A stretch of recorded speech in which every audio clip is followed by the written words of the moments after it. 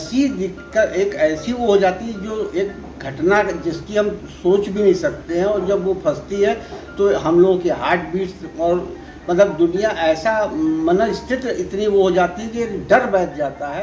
और power cut बहुत ज़्यादा है, मतलब अभी तो लगातार परेशानी बढ़ रही है। कभी अचानक से लाइट आती है, फिर चली जाती है, फिर डीजी भी चली जाती है। बहुत ज़्यादा बढ़ जा रहा है। मतलब अमूमन अगर गर्मी के दिन में देखें 4-4,500 का बिल आता है एसी के साथ में, तो ये डीजी की वजह से 6,000 तक चला जाता है। ये रात में 9 बजे के बाद ये कट जाती है लाइट। अच्छा। जब कट जाती है, मान के चलो मुश्किल को 5 मिनट लाइट आती है, 5 मिनट से ज़्यादा नहीं आती है। उसके बाद कटने के बाद 2 घंटे बाद फिर आती है, फिर 10-5 मिनट रहती है, तो उसके बाद सारी रात गोल हो जाती है। और आने का पता नहीं, न जाने का पता है। दिन भर गायब रहती है। आए दिन इस ट्रांसफार्मर में आग लगती है, कभी केबल बदलते हैं, कभी कुछ करते हैं। तो भी 12वीं मंजिल पे ही है, तो फंस जाएगा। सुबह तो मैं जनरली उतर के ही आता हूँ। अच्छा। मैं भरोसा ही नहीं करता हूँ उस पर। तंदूर जैसे हालात और 6 से 12 घंटे बिजली कटौती, ऊपर से कटती जेब। ये हालात इस समय 45 से 48 डिग्री तापमान झेल रहे नोएडा, गाजियाबाद, गुरुग्राम की हाई राइज सोसाइटी में रहने वाले उन लोगों की है जिन्होंने कभी ऊंची ऊंची इमारतों की सोसाइटी को मुंह मांगी कीमत में रहने के लिए अपना आशियाना बनाया था। सोचा था कि दाम ज़्यादा तो सुविधाएं भी बेस्ट, लेकिन अब यह भ्रम टूट रहा है। कहीं लिफ्ट ही बिजली की कटौती से ठप हो गई है, तो कहीं किसी बुजुर्ग की जान पावर बैकअप फेल होने से लिफ्ट में अटक जा रही है। बिजली कटौती का आलम यह है कि डीजी जनरेटर भी फेल हो जा रहा है, और जिन सोसाइटी में चल रहा है वहाँ के लोगों का बिजली बिल 30 से 50% बढ़ गया है। और यह सब देश के सबसे हाईटेक और मॉडर्न शहरों में हो रहा है, क्योंकि गर्मी की वजह से डिमांड के अनुसार बिजली की सप्लाई नहीं मिल पा रही है, और कहीं इंफ्रास्ट्रक्चर कमज़ोर होने से बिजली के तारों और ट्रांसफार्मर की सांसें ही फूल जा रही हैं। अब इस एरिया में सर जो है एवरेज जो है 4 घंटे 5 घंटे जा रही है। 4-5 घंटे जाए तो बिना इन्वर्टर या पावर बैकअप के काम नहीं चल काम नहीं चल पाएगा। जो है उस बिजनेस पे जो है देखिए, अगर कंटिन्यू 6 घंटे 7 घंटे अगर जाएगा तो फिर जो है इन्वर्टर भी ऑफ हो जाता है, तो फिर हमें जो है ऑफ रखना पड़ता है। अब ये होता है। ये बताइए कि लिफ्ट में फंसने के दौरान, जैसे खासतौर से जो बुजुर्ग लोग हैं, क्योंकि आप भी बुजुर्ग हैं, तो आपको क्या मतलब फील होता है? ऐसी दिक्कत, एक ऐसी वो हो जाती है जो एक घटना जिसकी हम सोच भी नहीं सकते हैं, और जब वो फंसती है तो हम लोगों की हार्ट बीट्स और मतलब दुनिया ऐसा मन स्थित इतनी वो हो जाती है कि डर बैठ जाता है। और ऐसे में कभी कभी ये भी लगता है कि कोई बड़ी दुर्घटना ना हो जाए हमारे साथ। काम करता है तो आप खुलने में कितना टाइम लगता है, उतनी देर में हमारी अंदर क्या हालत होती है, ये अकथनीय है। कटौती का आलम यह है कि लोग सड़कों पर उतर आए हैं, लेकिन हालात नहीं सुधर रहे। डर ऐसा है कि ग्रेटर नोएडा वेस्ट की एक सोसाइटी में रहने वाले पांडे जी सुबह अपनी शॉप पर जाने के लिए सीढ़ियों का इस्तेमाल करते हैं। कहते हैं कि क्या पता कब लिफ्ट बंद हो जाए और मैं उसी में फंस जाऊं।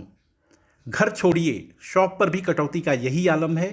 कहते हैं कि धंधा चौपट है, बिजली नहीं होने से कस्टमर मुंह फेर कर चले जा रहे हैं। वोल्टेज फ्लक्चुएशन भी बहुत ज़्यादा है, आती है जाती है, और आने का पता नहीं, न जाने का पता है। दिन भर गायब रहती है।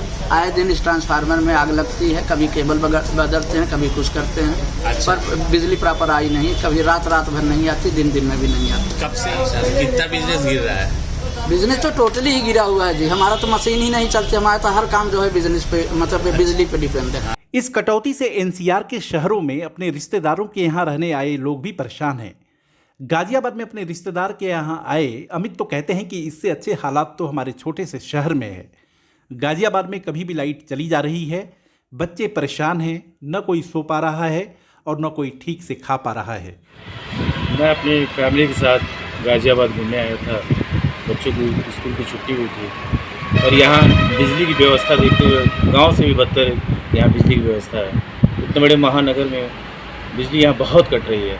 मैं अपनी फैमिली के साथ घूमने एक मॉल में गया था, वहाँ पे लिफ्ट में भी एक प्रॉब्लम आ गई, और सोचिए मॉल में इतनी प्रॉब्लम है, घरों में लाइट इतनी कट रही है यहाँ पे कि बिल्कुल यहाँ रहने की इच्छा नहीं कर रही है सरकार। इस कटौती से कारोबारी भी परेशान हैं, उनका धंधा चौपट हो रखा है। नोएडा में तो एक मार्केट में कभी कभी 8-8 घंटे बिजली नहीं आ रही है। ऐसे में कस्टमर क्या खा पाएगा?